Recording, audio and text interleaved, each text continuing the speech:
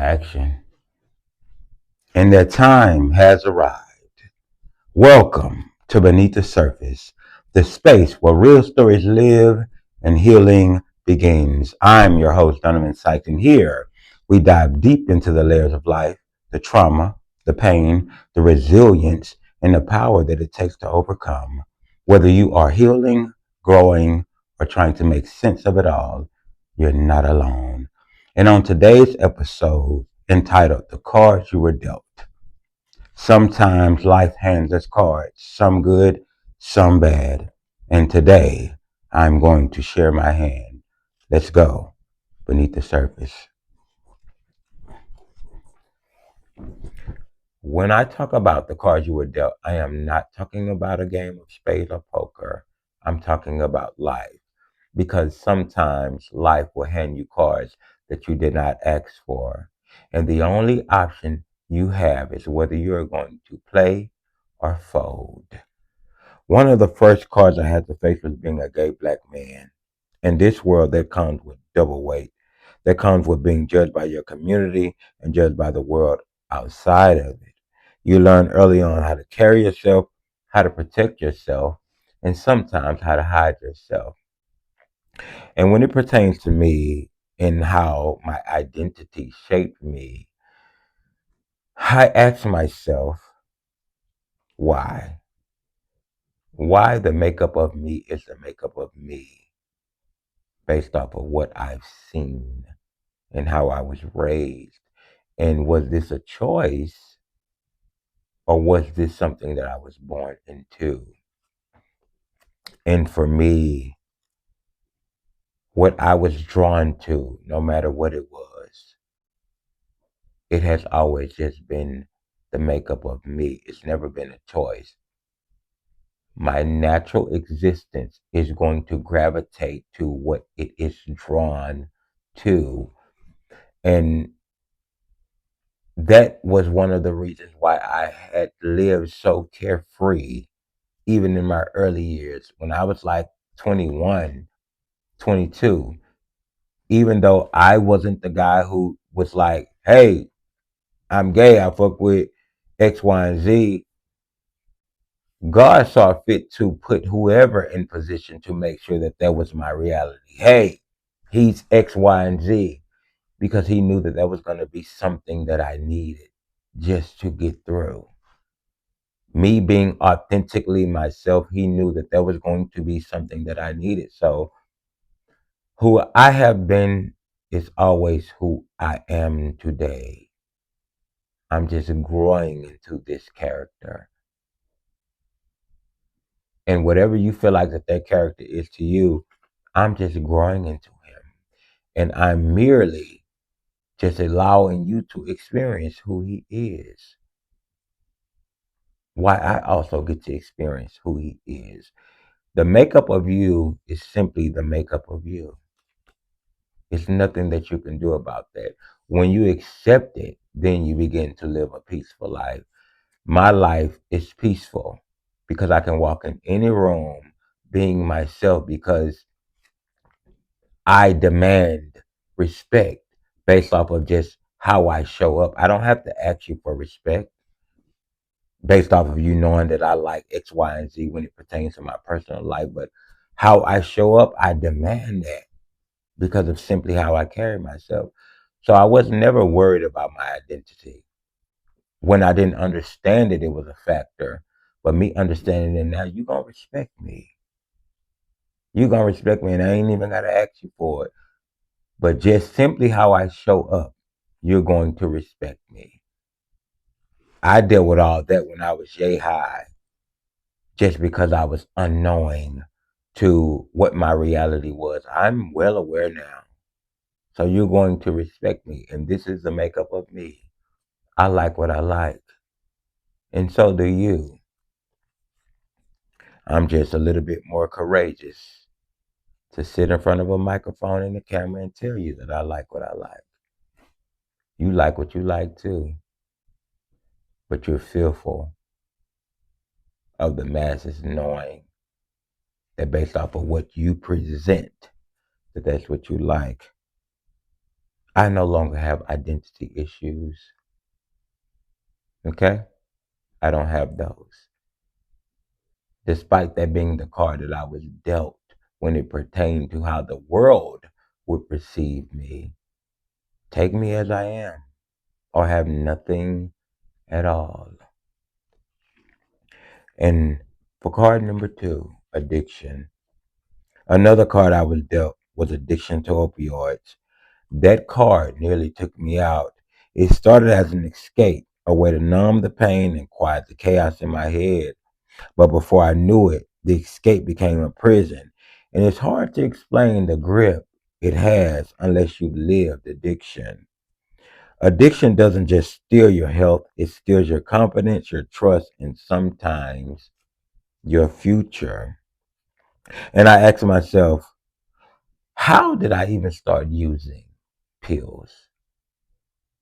I had to think like back. How did this become a factor?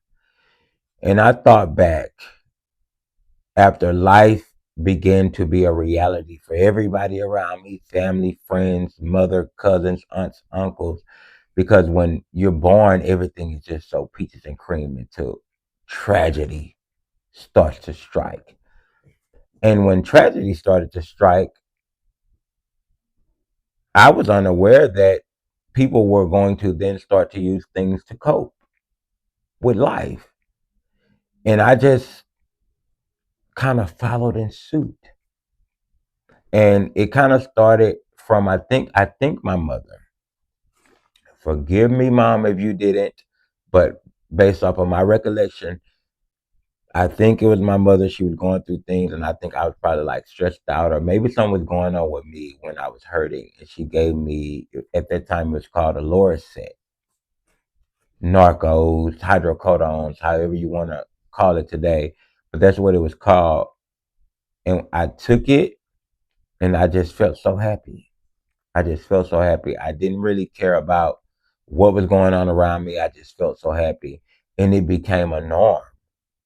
Everyone and everything in my life became that. Family, friends, cousins, uncles, aunts, cousins. It was a family thing. It was like a ritual. We all were suppressing life with this one specific drug. It was this one pill that we just, and if some of the family members weren't taking it, some of them were selling them to us. So it was just like a family thing. This pill addiction thing was in my blood at some point. So for me, it just was like, okay, this was the thing to do. But I knew that it began to take control over my life. When it began to dictate my day to day and how I moved and how I performed when I was at work and if I want to go on vacations or not, when it began to be a factor to that, I knew then it had control over me. But what's crazy about that is, even in that moment, I still didn't know it had control over me. That's how deep rooted addiction was for me.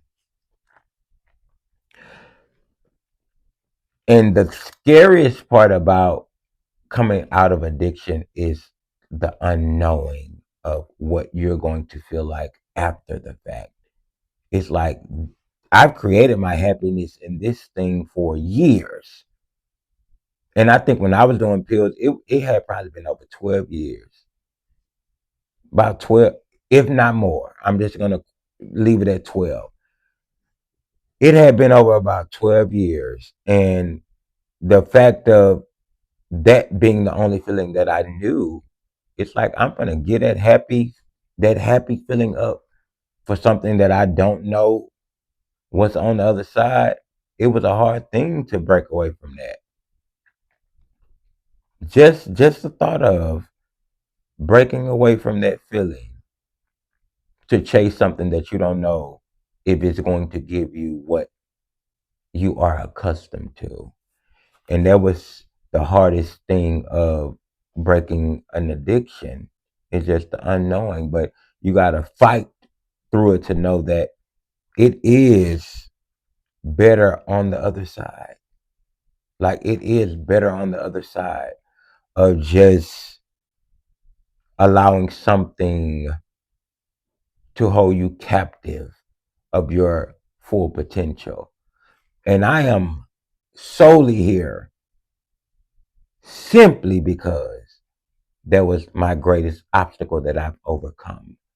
Had I not overcome that obstacle, I would not be sitting here talking to you because everything that I did to create this, that would have made that would have been on my pills and I would have made sure that I was happy.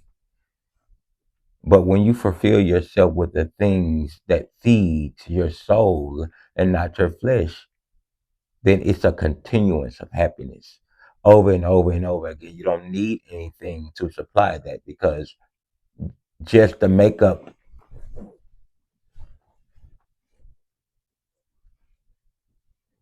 and the existence. I'm sorry, my phone was going dead. That's part of all of this as well. I don't have a production yet, but in due time. So that was card number two. Card number three would be education. I was also a ninth grade dropout. I didn't finish school. I carried that card like a scarlet letter. Society makes you feel like you don't have an education, you don't have a chance. People label you as lazy, dumb, failure, but they didn't see the story behind why you had to walk away. And for me, education wasn't really a factor. It was only really a factor when my father was alive. When my father passed away, it wasn't a factor because my mom dropped out in the sixth grade. And I didn't even learn that my mom dropped out in the sixth grade until later on in my life of us just like talking. So for me, and me being so close to my mom, it was just like, it was kind of inevitable that I wasn't going to follow in suit because it wasn't going to be a thing that she forced because she only made it to the sixth grade. And contrary to popular belief, if you want to go beneath the surface with me, we can go deep. I do not read as well as I speak. I don't spell as well as I speak. When it pertains to the academics of life, I'm far from what you think. But when it comes to speaking, the makeup of life, I'm a scholar. And I used to ask myself, or I'm sorry, I used to ask God, like, why would you give me this gift, but not give me the things that come along with it? Like, if you want me to speak to people, why would you not give me reading as a great fundamental value that I possess? Why would that not be a thing? And he simply said, because I want you to be as authentic as you are, because I want people to know that it is a many of you that speak well and that are talented that can't do the common human basic knowledge. That's common basic knowledge. But I want you to know it ain't so common to everybody because that ain't the makeup of everybody's mind. Um, what did it mean to me for opportunities? When it pertains to education, I used to not apply for certain jobs because I was fearful of them asking me for like a high school diploma or so on and so forth. I do have my GED, but I was still fearful of like jobs asking, or am I going to be able to know how to do this? If I'm in orientation and they ask this question, like, would I know? So I kind of sheltered myself from opportunities based off of what I felt like the requirement was that I didn't feel like I could adhere to. So that's what happened, or that's what came from it pertaining to opportunities or how I viewed myself when it came to things that could have been presented to me. Survival. Card number four, survival. Then there was sex work, the card that came out of survival. People are quick to judge, but when you're trying to survive, when bills are due, when you're hungry, when life has already closed doors in your face, you do what you have to do. And yes, there was shame, but there was also strength in just surviving, becoming a sex worker. And for me, going back to just my mother and what I would do for my mother, when all the men were depleted out of her life, which was my father and then my brother and then me, when the men who took care of her were no longer a factor in her life, I was kind of somewhat the last man standing. And that forced me to have to provide, but not in a way that I was aware of it. It was just in a way of like, I'm a man and that's my mother. So for me, I felt like I just had to. So I didn't tell my mother anything this particular day. And I didn't know anything about like sex work. I didn't know people would pay you for anything. I had this individual that hit me up, um, and he sent me his address. He told me how much. It was $200 at the time. And me and my mom were both still on pills at the same time, but we didn't have nothing to drink in the house, nothing to eat in the house. And I was just like, what am I going to do? I'm just on my phone, and a guy hit me up, Chad exactly. And he sent me he was coming to pick me up. He sent me his license plate. I asked him for his license plate, the color of his car, a picture, and his address. I sent all of that to my mother, and I was just like, I'll be back. I came back. I went and made sure I got her some pills. I went and I put food in the house, stuff to drink in the house, and we were good. We were happy. And I was just like, as long as I got something that someone is willing to pay for, I would never struggle. So survival came out of, okay, if life happens, they're going to pay for me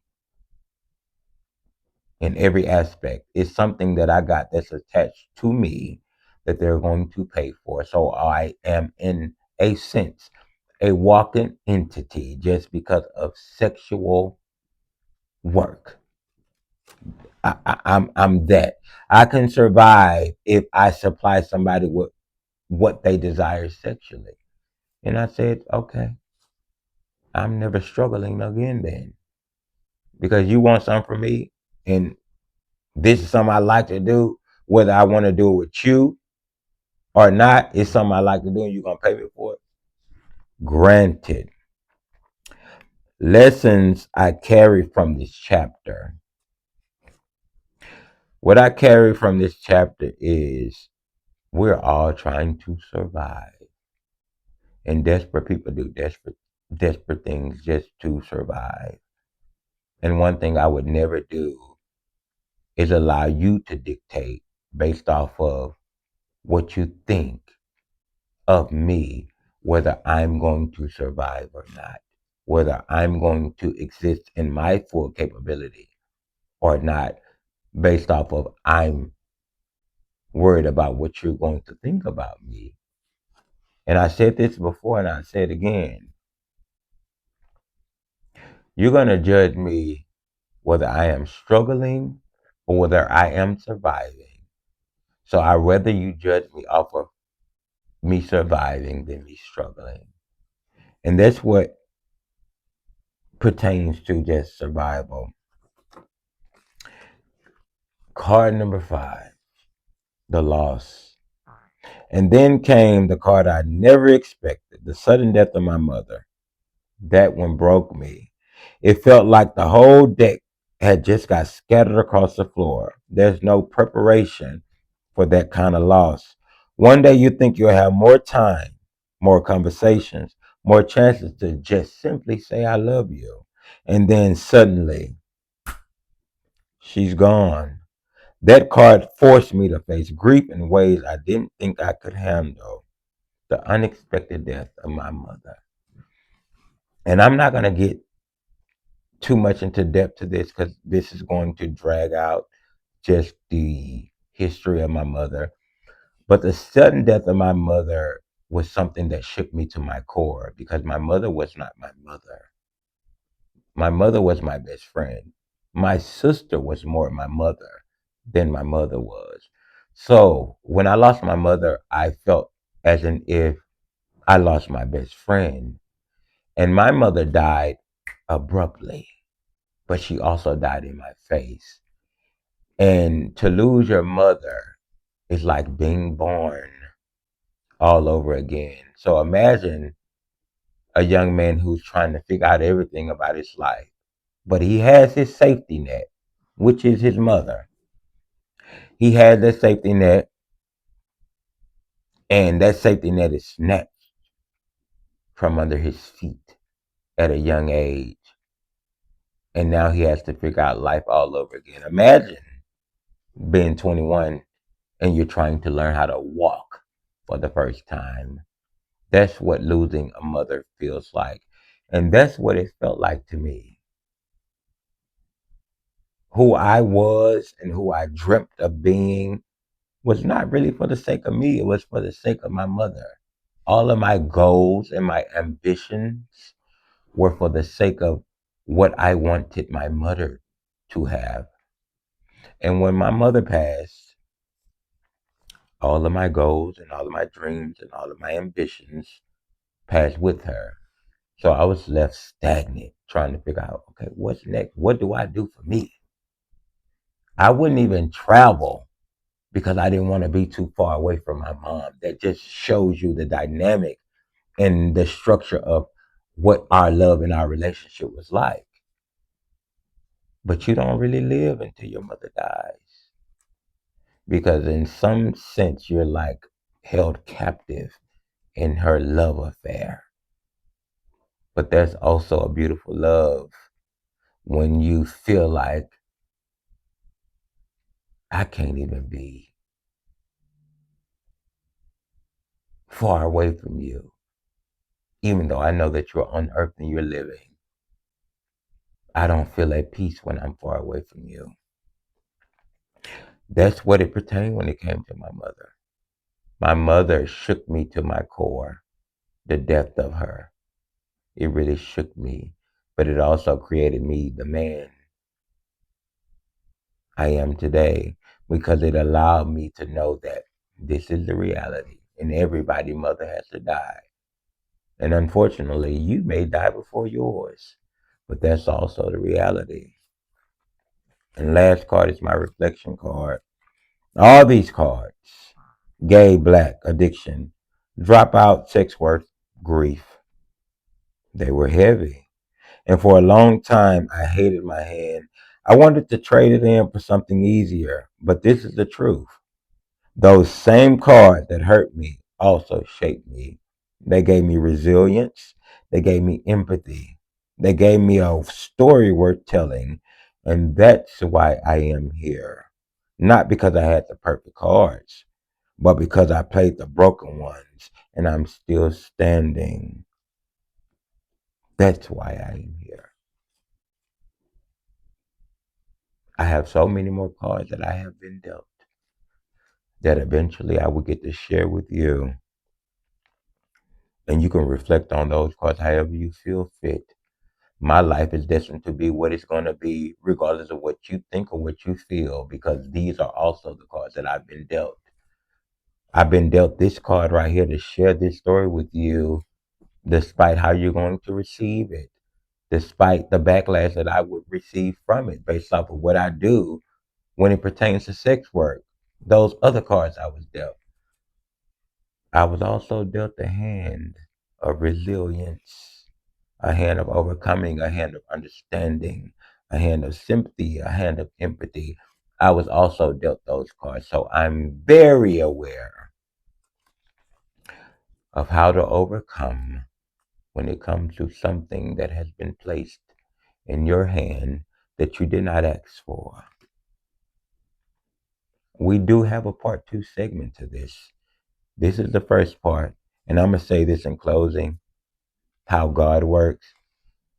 I recorded this whole segment prior to this video right here. It was a whole 45-minute video of me crying and me pouring out everything, just raw and honest. And it didn't have no audio to it. And I was so pissed off. I'm like, I just recorded 45 minutes and it ain't have cards I was dealt. It didn't have no audio. It was raw. It was real. And God said, it was not what I wanted you to say. You were saying too much. You're giving too much. Subtle. Take your time. I know you're a Libra and you like everything to be over the top. Take your time. You have enough story to be told and you don't have to rush it.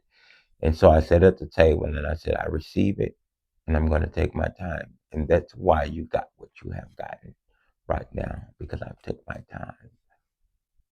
Even though I was so upset and so angry that what I initially felt like I wanted to share wasn't good enough, that the audio was not captured, it made me feel away.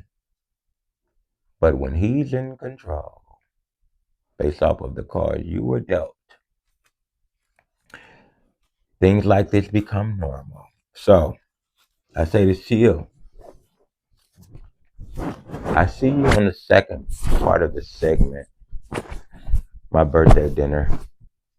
I thank you for this short engagement or this short whatever you want it to be with me. I'm going to see you. To be continued. So, good evening to you all. Thank you guys for being here.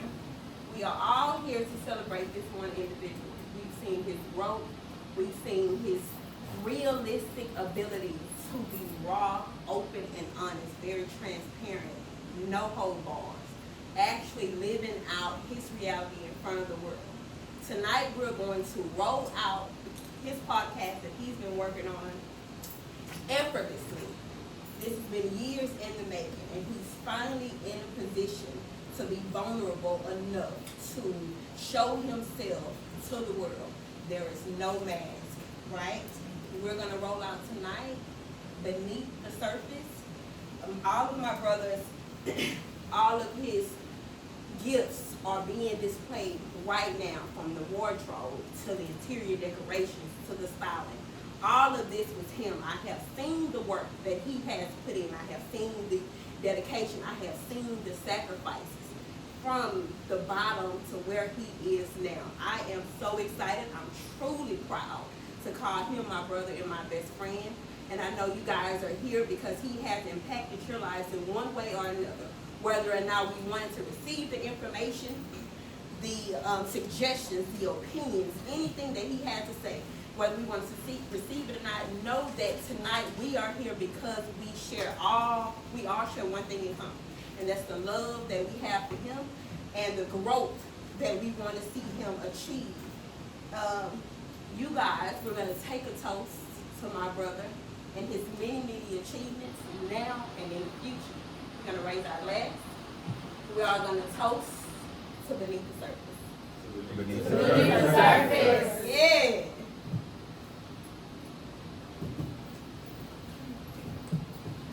Let's do it.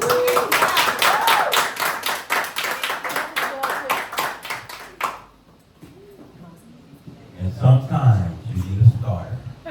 Sometimes you just simply need a starter. When you can't figure it out, you're going to always have a strong black woman who is capable of guiding you to where you need to be. And I want to give you this same token that you just gave me. The strength of a woman. The strength of a woman. You have no idea. The things that I seen you do made me want to become the man to continue to guide you on the right path of what you are supposed to receive from another man.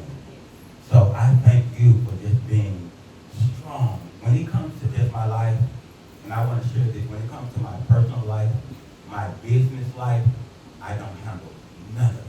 When it comes to taxes, when it comes to school, anything that's on paper, I don't know nothing about it. I send it to her and say, do this. She has a folder for me when it pertains to filing taxes, when it pertains to my password, just me logging into my day-to-day normal life activities. So I want to thank you for that. Because only the strength of a woman can do that. But it takes that for a man to realize what a woman brings. So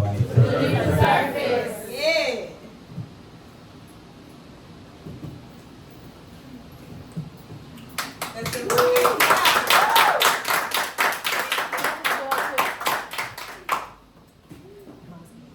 And sometimes you need a starter.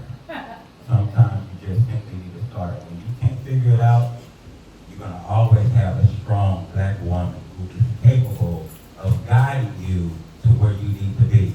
And I want to give you this same token that you just gave me. The strength of a woman. The strength of a woman. You have no idea.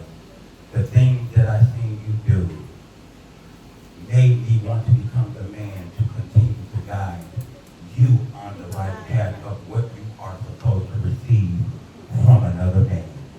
So I thank you for just being strong. When it comes to just my life, and I want to share this, when it comes to my personal life, my business life, I don't handle none of it. When it comes to taxes, when it comes to school, anything that's on paper, I don't know nothing about it. I send it to her and say, do this. She has a folder for me when it pertains to filing taxes, when it pertains to my passwords. It's just me logging into my day-to-day normal life activities. So I want to thank you for that. Because only a strength of a woman can do that. But it takes that for a man to realize what a woman brings. So I'm curious to know, when my brother first told you about his sexuality, what was so hard for you to receive, and how did it make you feel? Why did you feel that you had to disconnect from him? That's what I want to know. At that moment, I would say out of ignorance. The life I was going at that time, I was more so in the streets. I was moving a certain way, and I was more focused on image. I was more focused on what would people think about me. Yeah. I didn't want to feel like nobody second guess who I was. So it goes back to, again, not wanting to be perceived a certain way. Okay. And Guilty by association. right. Facts. Guilty And, by association. You know, but I can say throughout those years, it was never a moment I didn't think about Yeah. Donovan, Yeah. Weasel. Yes. Wait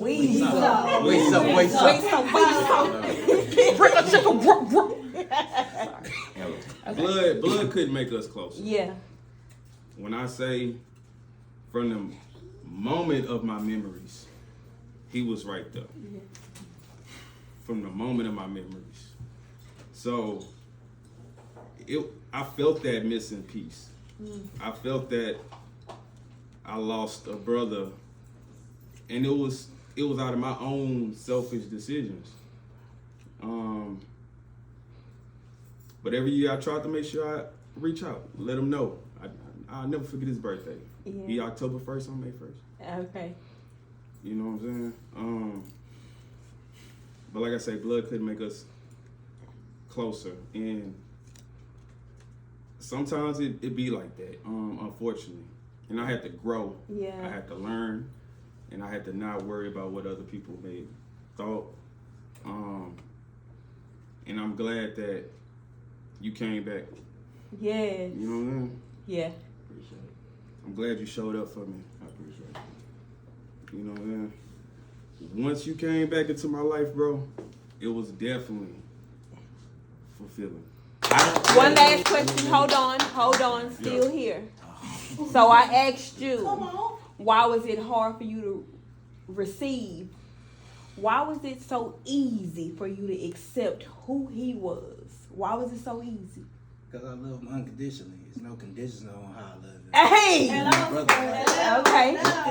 I'm sharing this with you to show that it's the makeup of life, and I don't take it for granted. So, without further ado, the man who chose the golden card, I'm going to pass this on to you.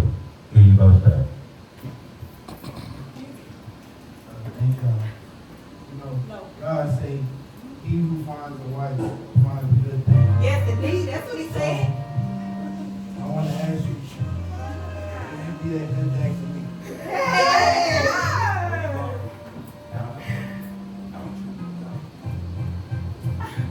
Let's go.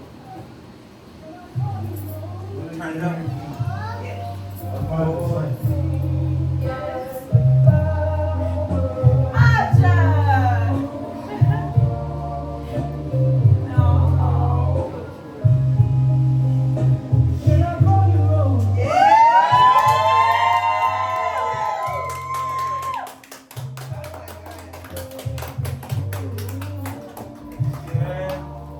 Pictures.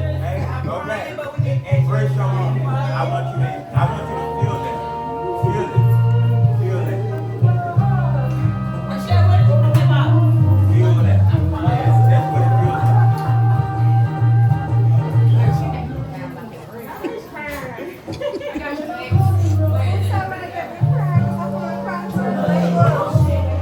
Black blood. Okay.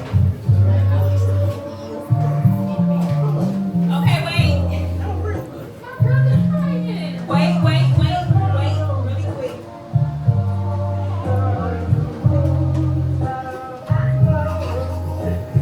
Focus. Sorry, I need y'all to get back. Yeah. That's how it goes. I'm on TV. You crying too?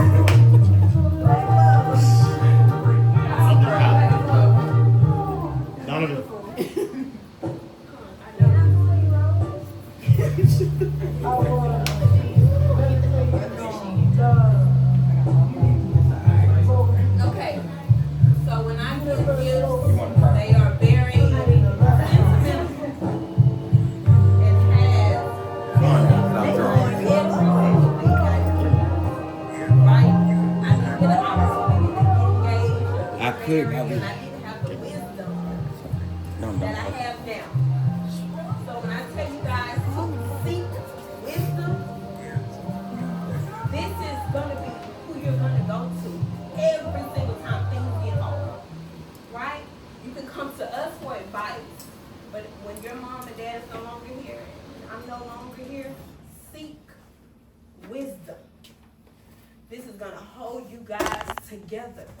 Bring no man, no woman into the covenant that you are going to embark on. You are I give you full authority. As long as God is your leader, I give you full authority and I hand over the reins to you, to my daughter. But I need you to be led. Amen. By the word. Amen. By the word only. Because this is the only thing the enemy is going to attack. I need you to stand firm. And you can only do that if it's rooted in the word. I did not have this. I knew nothing about this. Talk to But him. as I am learning, as I'm beginning to learn who God is, He has an unchanging hand.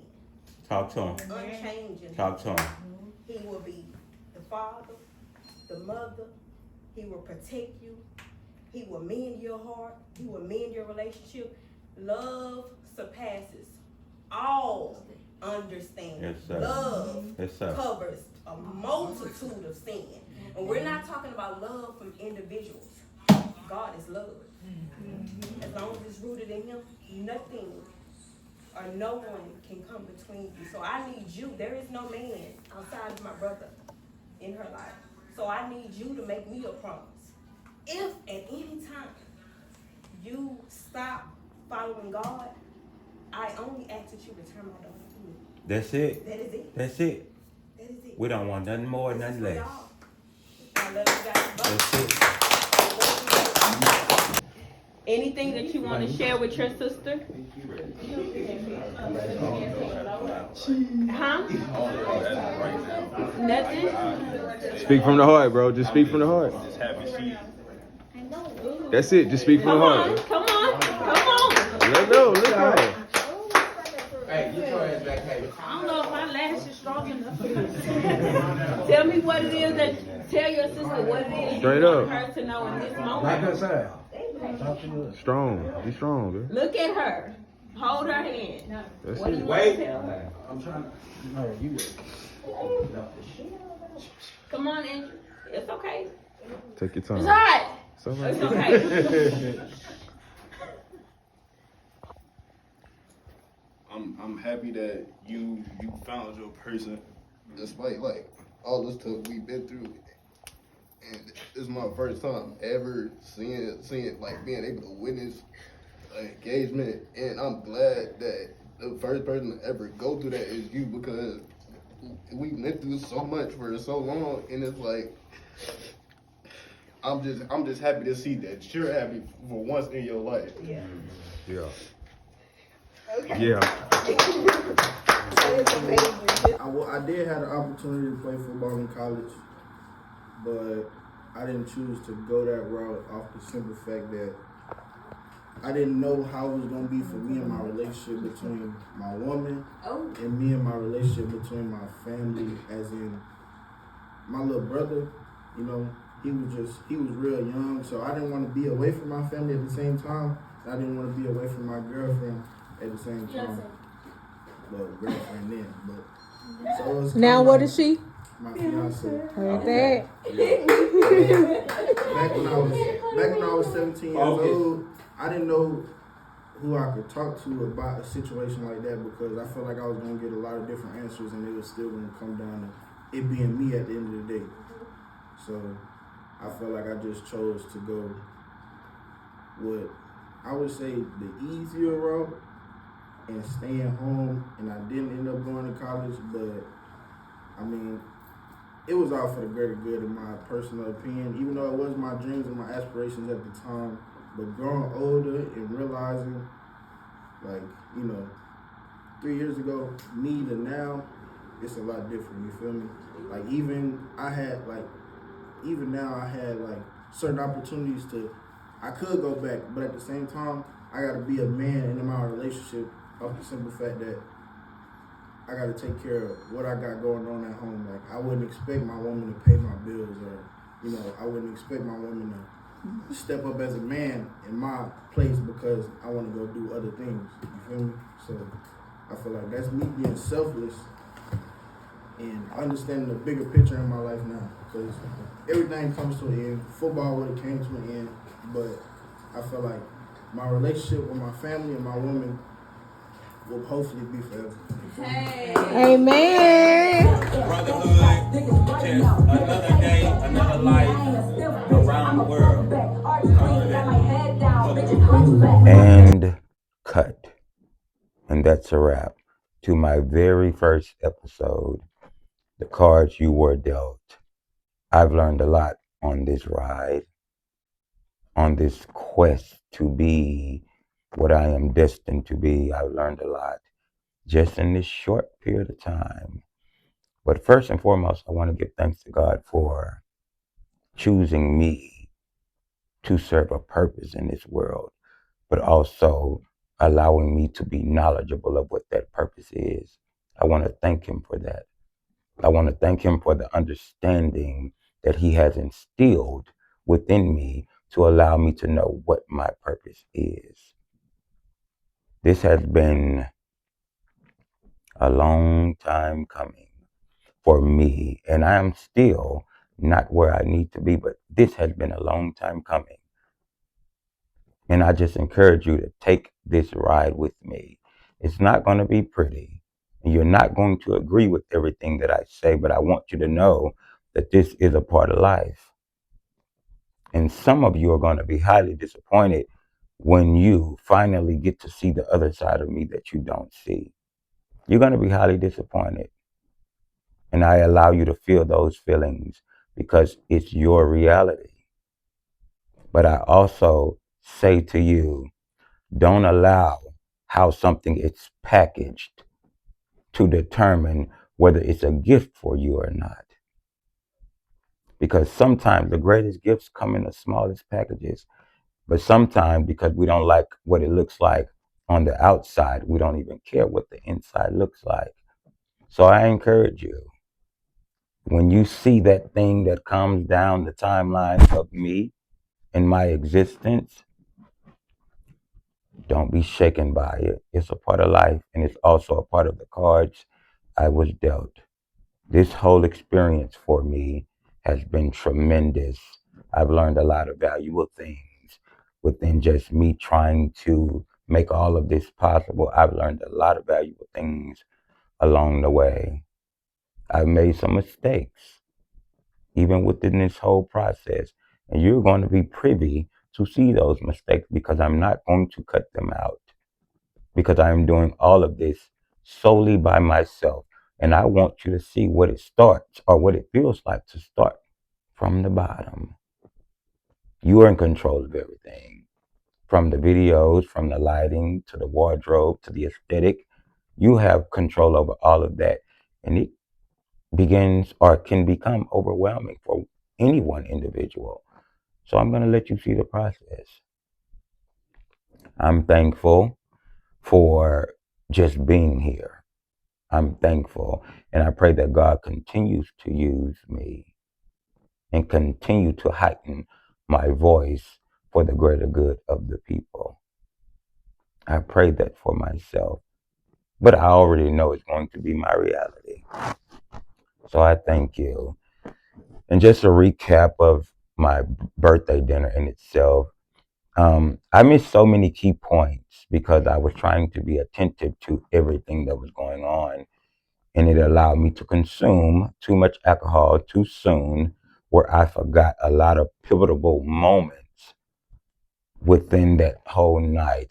So I'm going to share what it was that I did capture, and we're going to continue to grow together. I got feedback from all of my guests um, to determine what do I need to work on, if anything. And I received all of the advice because that is my point in this whole thing is to continue to elevate. So no matter where you are in your journey, this is your story, your voice, my mic. Until next time on Beneath the Surface, and stay tuned for episode number 2, The Mask, why we wear them, the cost of wearing them, and when they slip. Stay tuned.